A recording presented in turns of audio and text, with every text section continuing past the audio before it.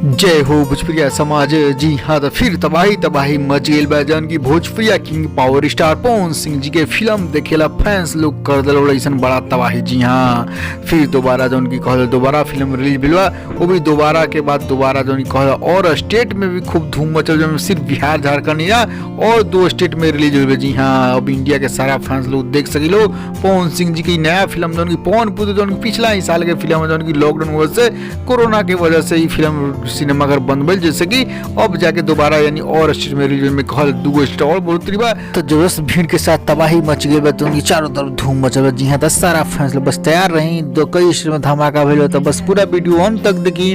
उससे पहले एक और रिक्वेस्ट करें आपसे कि यदि आप भोजपुरिया आर्यन चैनल पर नया बानी तो जुड़े जरूर सब्सक्राइब कर लें और एक घंटी के आप जरूर दबा दें।